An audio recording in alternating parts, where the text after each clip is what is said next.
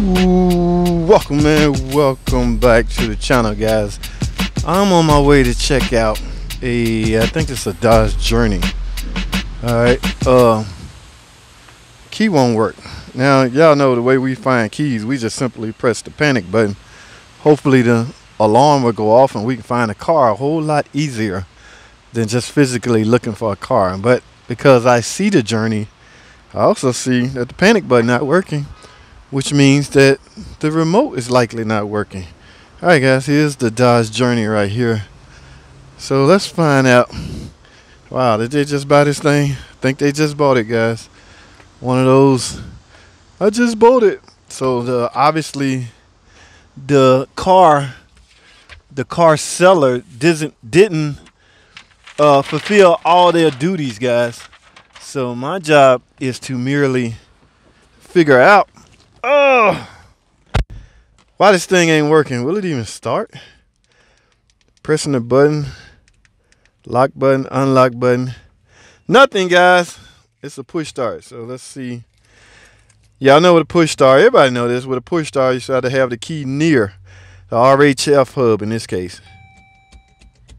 That gets nothing. Now, so that could become a question, well, do you even have the right key? To verify if you have the right key, guys, just take out the valet portion of the key and stick it in the door. Now, that's not a surefire way because somebody could have the wrong valet key in the wrong housing. So, yeah, take this and stick in your door. In fact, guys, let's do that.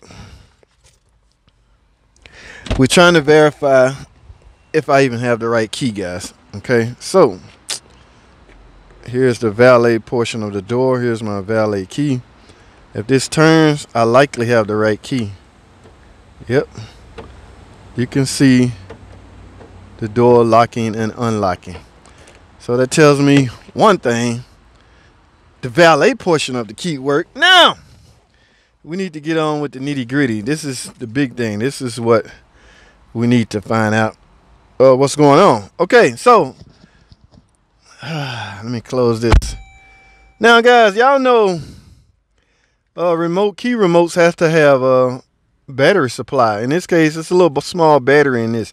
In the event your remote won't work, you're in an emergency standpoint, take the key, the nosebleed of the key, which is right here, and physically, let me get this to a point where y'all can see. Physically, we're gonna physically put the key up against the push start. Nosebleed of the key. Take it and put it right here. Now, I guess, yeah, you're supposed to step on the brake. Now, let's try this. Y'all see that? The car started. Now, without doing it, let me turn it off. Foot on the brake. Pushing the button, nothing. But when I take the key, all right, guys, this one's fairly easy. You know what that means, guys, or what that could possibly mean? I'm going to find out in a second. That could simply mean the key bad. Not the key bad, the battery is bad. Now, because this is fairly easy, I'm going to open this up, guys, and put a battery in it and see if I get my supply back. Okay, guys, but it's making sense now, guys. None of the remote functions work. Okay, you got to have some type of battery supply to push that signal out to the car's electrical system. Okay, this is a good feature to have. This is a good, I think Dodge make this, Dodge Journey. Yes, this is a good feature to have. It's an emergency feature. Just say, for instance, you in the grocery store shopping, you come out, you know where your car is, so you don't need the panic button. You get in your car, let me turn it off. You push it, nothing happened. Guys, your key is still good. Now, what the radio frequency coming out of the keyless module, okay, RKE, some people call it, immobilizer, some people call it, can physically pick up the signal out of the key housing. Okay, that's why it's important that you put the nosebleed of the key on it and push. It starts. All right, so to cure my suspicions, guys, I'm going to put a known good battery in here and then see what happens, guys. All right, so let's take a ride up to a nice, good, cozy area, and I'm gonna put a known good battery in here and then see if I get all my functions back. Oh, it's amazing that you know, this is not being taught or sold during the selling process of the car. Okay, over time everybody would know it. All right, but for now you hearing it from online mechanic tips. That is the sole purpose of my channel, guys. Give out tips that will help you save and help you enthusiasts, mechanically inclined enthusiasts, people that want to be a mechanic. You watch this channel, subscribe to the channel. I will lead you in the right path as far as diagnostics from a basic standpoint and diagnostics from an advanced standpoint. Okay, this channel is gonna be fully loaded with everything when it's all said and done. I have a lot work to do. I have a lot of work to do to get this channel up and running. All right, guys, for now, let me go grab a battery, guys. Hold tight, stay with me, don't go anywhere. I will be right back.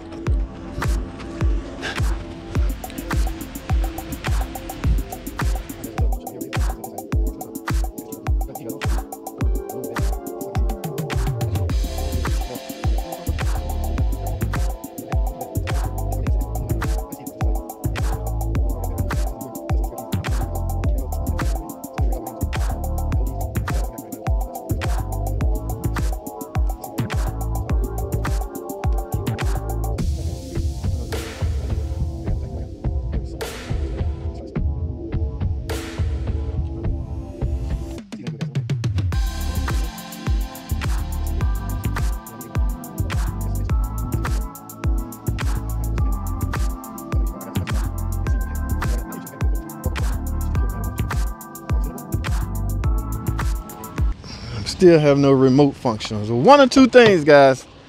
This battery is no good.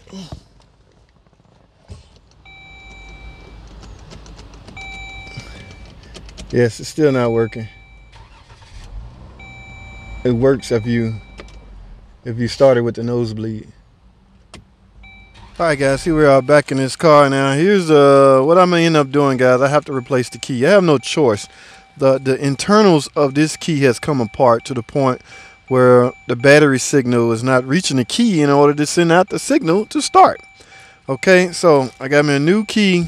Now remember, guys, in order to program this key, you will need your SCIM code. Okay, the place to get that is from is Chrysler or Dodge Jeep dealership parts department. You will have to show proof of ownership, 2 forms of ID, and maybe your driver license or something like that. But this year model is not a rolling SCIM code, so I can take as much time as I want to. So guys, let's I need to run through this fairly quick. Let's get to programming this key, guys. I have my laptop here, but in fact I'm gonna record on an OBS screen so y'all can get a better view of it. Okay, key programming functions mainly in the RFH module, I think. Let's find out. Yes, program key. So we're gonna choose that option. Use this phone to program. Yes. Continue. Place the start lock switch in the lock state. Okay. Let's get this thing in a lock state. See, I need the O key in order to even move the. Okay, now I'm in lock. Okay, let's go to continue. Enter pin, and the pin is 449.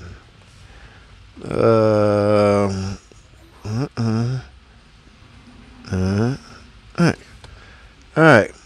Continue. Verify that this code is correct. Yes, it's correct.